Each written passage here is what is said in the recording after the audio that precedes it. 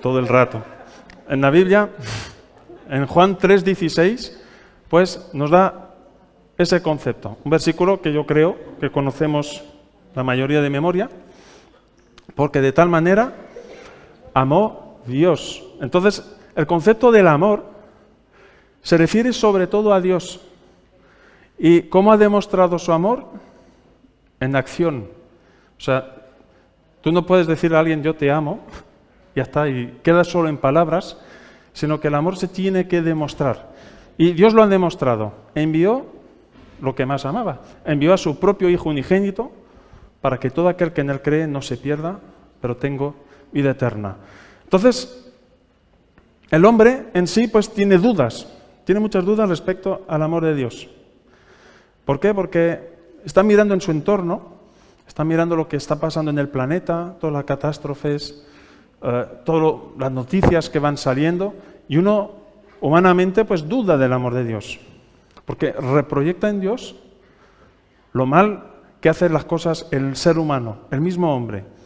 Entonces cree que Dios tiene malas intenciones, que es estricto, y cuando uno peca pues se culpa, se aísla y no cree que Dios puede amarlo.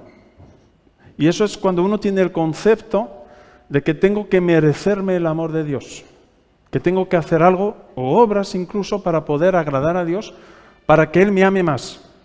Y eso es un pensamiento muy humano.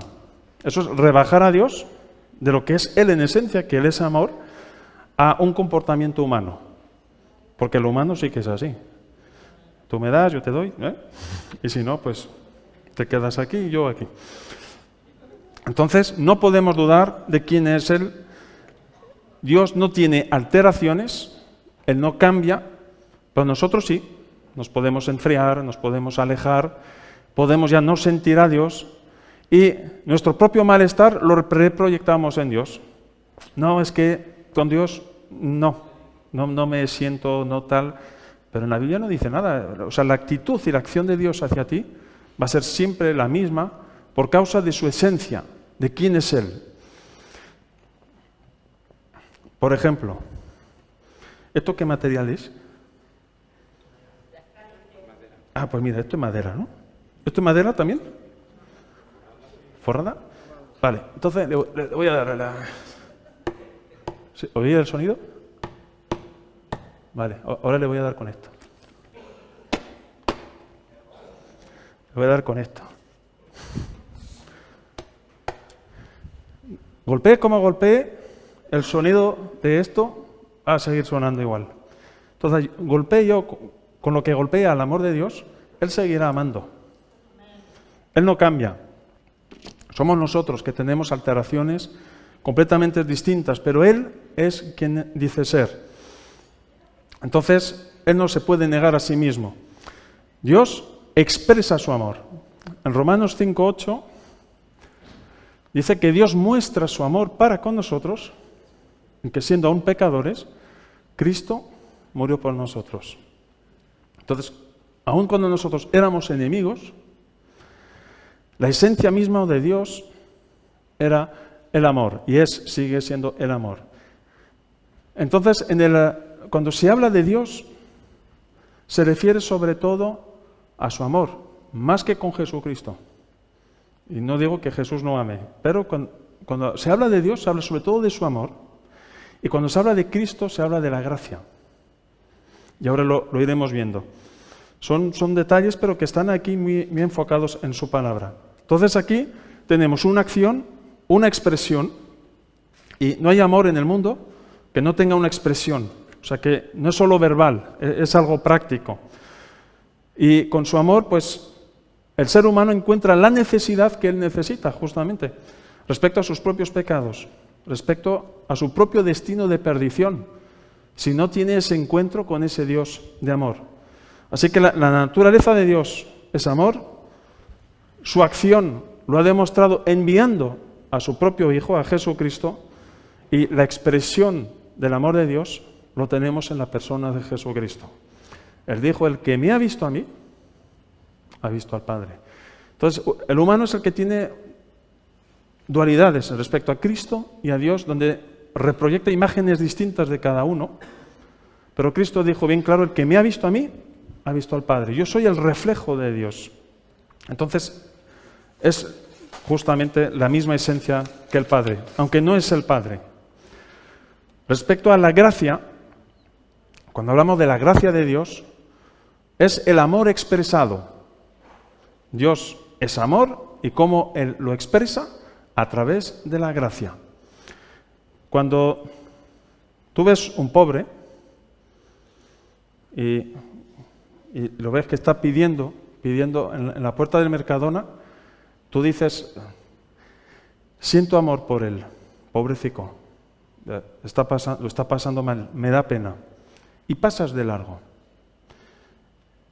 Pero si tú le das algo, estás expresando la gracia que tú tienes hacia esa persona, porque estás demostrando que el amor que tú dices expresar, lo estás expresando a través de la gracia, dándole €1, dándole para operación kilo. Entonces, por eso la gracia ha sido expresada a través de Cristo. Entonces, si nosotros no ayudamos, no podemos decir que no tenemos gracia. Cuando ayudamos a alguien en sus necesidades, estás expresando gracia por el amor que se origina en ti. Si no, no puede ser. Así que si la gracia existe, es porque el amor existe. Porque la gracia se origina justamente en el amor. La gracia es un acto de amor para con el necesitado. Dios ama a su Hijo, Dios ama a sus ángeles. ¿Tiene gracia con su Hijo y con sus ángeles? No. Los ama, pero no tiene gracia hacia ellos, porque no tienen esa necesidad. Porque la gracia tiene que ver con la necesidad de la persona que necesita.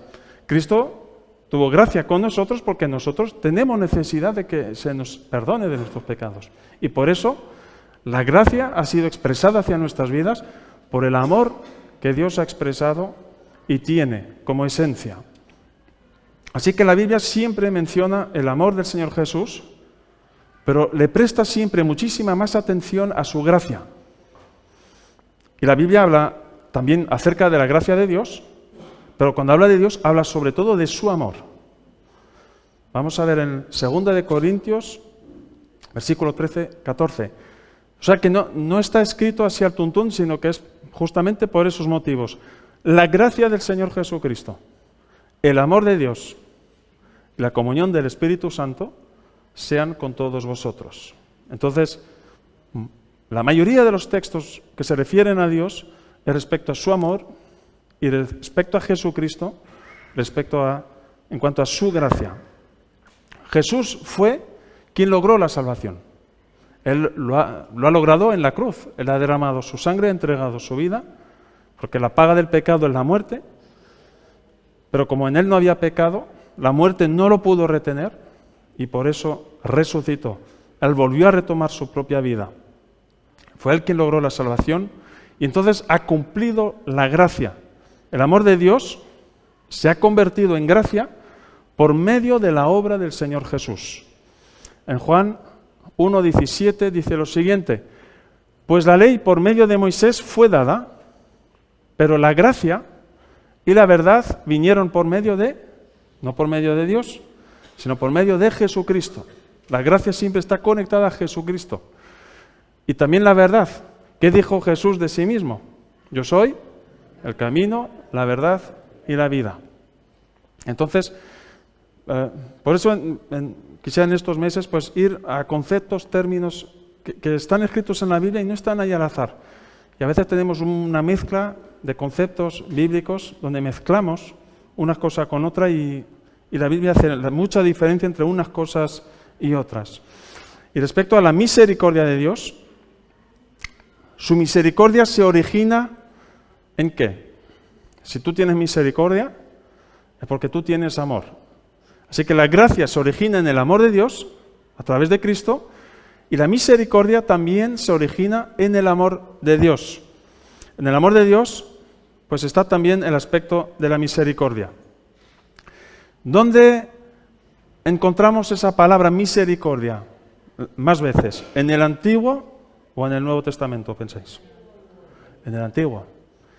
¿Por qué en el Antiguo vemos tanta petición de misericordia?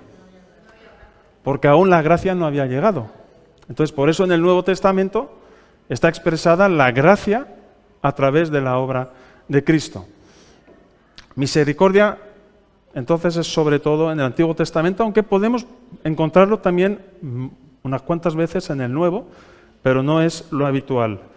Así que la misericordia siempre está relacionada con una situación o una acción de miseria en el presente, no en el pasado, sino cuando habla de misericordia es una necesidad que tú tienes en ese momento y necesitas misericordia ya, en ese momento. Entonces, cuando dice que ha alcanzado personas a través de su misericordia, quiere decir que en ese momento ha usado de su misericordia para que la gracia los alcanzara y así pudieran conocer el amor de Dios. ¿Sí? Vamos siguiendo. Así que en el Antiguo Testamento, en los Salmos, vemos muchos términos pidiendo misericordia y en el Nuevo pues hemos obtenido la gracia. Ya no hay que esperar más gracia porque ya ha sido cumplido justamente en la cruz a través de Cristo. En Marcos 10, versículos 46 al 52, hay un relato interesante de un ciego. Entonces vinieron a Jericó y al salir de Jericó, Jesús y sus discípulos y una gran multitud, Bartimeo, el ciego, hijo de Timeo, estaba sentado junto al camino mendigando. Y oyendo que era Jesús, Nazareno, comenzó a dar voces y a decir: Jesús, hijo de David, ten misericordia de mí. Y seguimos hasta el 52. Y muchos le reprendían para que callase, pero él clamaba mucho más: Hijo de David, ten misericordia de mí. Entonces Jesús, deteniéndose, mandó llamarle, y llamaron al ciego deteniéndole, diciéndole: Ten confianza, levántate, te llama. Él entonces, arrojando su capa, se levantó y vino a Jesús. Respondiendo Jesús, le dijo: ¿Qué quieres que te haga? Y el ciego le dijo: Maestro, que recobre la vista. Y Jesús le dijo: Vete, tu fe te ha salvado. Y enseguida recobró la vista y seguía a Jesús en el camino. ¿Qué es lo que pidió el ciego? ¿Pidió gracia? ¿Pidió amor? ¿O pidió misericordia? Pasaba Jesús y no le dijo: Jesús, ámame, ámame. Jesús, dame gracia, dame gracia. No, ten misericordia. Cuando una persona está muy mal, está hundida en sus pecados, o que ha estado incluso años alejado del Señor, ya no tiene esa capacidad de pedirle a Dios que lo ame, porque se siente tan mal y tan culpable, y está fatal. Y no es que Dios sea distinto, pero es uno mismo. Y dicen: yo no me atrevo a pedir a Dios que me ame, porque yo me siento muy mal. ¿Cómo va a tener gracia conmigo? Pero si le pides misericordia, entonces ya pues eso sí, se lo puedo pedir. En eso sí. Había una vez una persona que estaba muriendo en el hospital y vino una persona cristiana que le habló de Cristo y él conocía muy bien el mensaje. Y le dijo: pues recupera ese primer amor que has perdido. Y no fue capaz. Le dijo: no, yo no puedo. ¿Cómo voy a pedirle a Dios que recuperar el primer amor si hace más de 60 años que me he apartado? 6 décadas que he vivido mi vida como me ha dado la gana y no fue capaz. Pero si el amor de Dios se expresó en la gracia, tú puedes acercarte a Él y no pudo. Pues pide misericordia por tu vida. Y ahí sí. Y se dirigió a Dios y pidió misericordia por su vida. Y al pedir misericordia es el camino para encontrarte pues con la gracia y con el amor de Dios. Entonces, si una vez ves una persona que cree que Dios no lo ama, que cree que la gracia no es para él, porque se ve muy mal, muy pecador, tú le puedes guiar a que por lo menos clame por misericordia por su vida. Y eso sí lo va a hacer. Va a ser un paso muchísimo más fácil para poder acercarse a Dios. porque por lo menos reconoce una condición y le pide piedad, le pide misericordia a Dios. En Efesios 2, versículos 4 y 5 dice: pero Dios, que es rico en misericordia, por su gran amor con que nos amó, aun estando nosotros muertos en pecados, nos dio vida juntamente con Cristo. Es decir, que estando nosotros muertos, tuvo misericordia, nos amó, porque la misericordia se origina en el amor de Dios, y a través del amor de Cristo hemos podido alcanzar la gracia, algo que no merecemos. Pero son esos pasos que van siguiendo. Es que cuando uno se acerca al Señor, pues como que no entiende bien los pasos y va buscando a Dios y dice: vale, Señor, pues me reconcilio contigo, y claro, vas avanzando en el camino y no entendíamos bien el proceso, pero la Biblia muestra que esos son los pasos. En el versículo 8 dice que por gracia sois salvos. Entonces, una vez que la misericordia te ha alcanzado a través de su amor, ya viene el texto siguiente, que por gracia sois salvos, y nuestro paso es el siguiente: ya tienes que tener fe, por medio de la fe. Y te recuerda que aunque tengas fe, quien te salva es Cristo, quien pagó el precio es Cristo, pero tú tienes que corresponder a lo que Él ha hecho, tienes que creer entonces que Él murió por ti, que Él derramó su sangre por ti, que te ama y que también su gracia es válida para tu propia vida. Primera de Timoteo 1:13.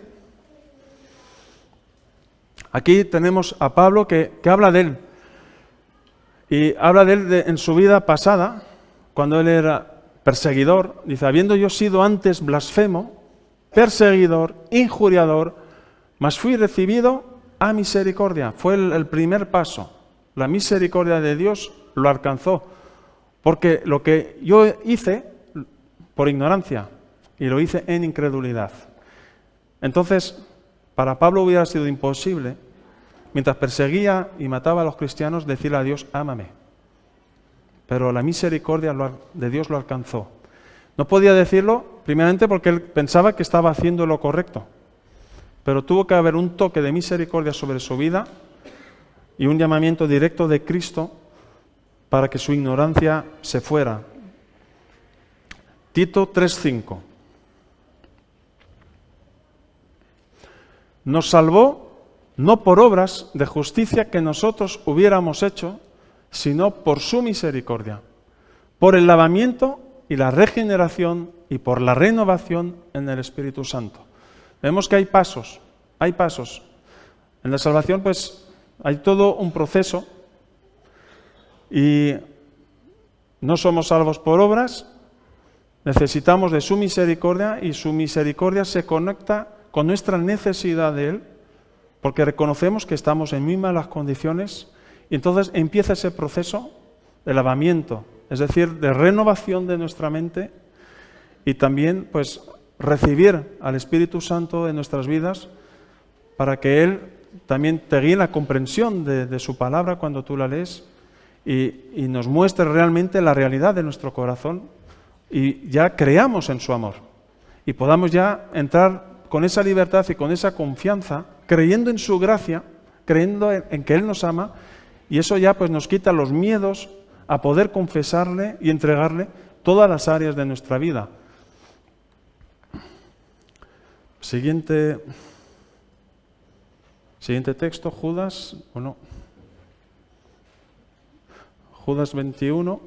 Conservaos en el amor de Dios, esperando la misericordia de nuestro Señor Jesucristo para vida eterna. Entonces, cuando habla de la misericordia, pero aquí ya habla para los cristianos, los que ya están en Cristo, es en otro concepto. Ya no es una misericordia en el sentido, necesito su misericordia para poder conocer su gracia y que su amor me toque, sino que aún mientras vivamos en nuestros cuerpos, estamos clamando por misericordia hasta que venga ese día que Él venga a buscar a su iglesia, hasta el día del arrebatamiento. Y entonces ya cuando la salvación se complete, en el sentido que estaremos delante de su presencia, fuera de nuestros cuerpos, pues ya no necesitaremos más esa misericordia. esperamos con misericordia a nuestro Señor Jesucristo para la vida eterna. Hebreos 4:16. Acerquémonos, pues, confiadamente al trono de la gracia. Y aquí en esta versión, la Reina Valera dice para alcanzar misericordia, pero en el original griego, podéis comparar con otras versiones, es bueno siempre comparar con otras versiones, es un verbo pasivo y en vez de alcanzar, el verbo es recibir. Cada vez que se habla de misericordia se recibe. No tenemos que hacer nada para obtener misericordia, la misericordia la recibimos. Así como el ciego clamó a Jesús, ten misericordia de mí, él no podía hacer nada, pero estaba dispuesto a recibir lo que Jesús iba a hacer por él. Para recibir misericordia y para hallar gracia, cuando habla de hallar gracia, entonces aquí hay un movimiento de nuestra parte, donde nos movemos en fe y podemos alcanzar la gracia y obtener el socorro. No sé si me he explicado. Entonces, si en esta tarde tú eres una persona que no ha tenido este encuentro con Dios y que crees que Dios no te ama, que te sientes muy mal o muy sucio o que no te mereces su amor, puedes tener ese primer paso de pedir por misericordia por tu vida. Porque eso sí que lo vas a poder hacer. Y a través de eso podrás entonces dar esos pasos de fe y podrás encontrarte con su gracia y con su amor. La gracia es algo que no merecemos. Así que de todas formas no tenemos que hacer nada para merecerlo. Sencillamente reconocer lo mal que estamos y reconocer nuestra necesidad de Él. Y para los que ya han alcanzado la misericordia de Dios, que caminamos en su gracia, que caminamos en su amor, pues es algo que tenemos que mantener. El velo se ha roto. Cuando yo veo en todo el Antiguo Testamento todo el procedimiento, todo el coste para poder acercarse a Dios, donde te jugabas el pellejo, donde el sumo sacerdote entraba en el lugar santísimo una vez al año y tenía que estar en unas condiciones tremendas, de limpio, de puro, con buenas intenciones, porque si no, podía no salir vivo de ahí. Y este texto de Hebreos me dice, tú ya puedes entrar, tranquilo, que no te va a partir ningún rayo, vas a salir vivo, aunque estés en malas condiciones, pero nos habla del oportuno socorro, para hallar oportuno socorro. Y a veces decimos, ¿por qué estoy colapsado? ¿Por qué estoy mal? Y Dios permite que nos pase presiones y dificultades en la vida, porque es la única forma en que nosotros nos ponemos las pilas para ponernos delante de su presencia y para buscarlos. Si todo no fuera de maravilla, yo no sé con qué intensidad o con qué fe nos acercaríamos a Dios, o con qué necesidad nos acercaríamos a Dios. Me recuerda esto, ¿no? Hubo en un discipulado un padre que dijo a su hijo, pues, te voy a pagar la universidad, y eran unos $200,000, todos sus estudios, con toda su estancia en otra ciudad. Y él dijo, vale, genial. Y el hijo se va, y el padre le dice, pues mira, cuando tú necesitas dinero, pues me llamas y yo te hago el giro. Y el hijo le llama, ¿no? Llega a destino, sin un duro. Papá, que necesito dinero. ¿Qué tal, hijo? ¿Cómo estás? Ah, bien. Sí. ¿Y tú qué tal? Bien. Bueno, pues que no tengo plata. Vale, pues te hago un giro. Y va al banco, $200. Y le llama, ¿$200? Pues es poco. Si esto me lo gasto en un par de días. Bueno, pues cuando te los gastes, me vuelves a llamar y te vuelvo a hacer otro giro. Y así ocurrió, $200. Y ya el hijo dice, pero vamos a ver, ¿tú sabes cuántas veces te tengo que llamar hasta que obtenga todo el importe que necesito? Sí, lo sé. Eso es lo que yo quiero, que tú te acerques, que tú vengas y me llames, que yo sepa de ti, que yo sepa de tus noticias, porque si te envío los $200,000, ya no tengo noticia de ti durante 4 años. Hemos entendido el concepto, ¿no? Entonces, si estamos apretujados en nuestra vida, decimos, ¡ay, Señor! Y Él, por fin, te acercas a mí. Y, bueno, si ese es el remedio que Él tiene para que conozcamos más de su amor, más de su misericordia, más de su gracia, pues alabado sea Dios. Entonces, que Él sea nuestro todo, nuestro primero en nuestra vida, nos vayan las cosas bien o nos vayan las cosas mal.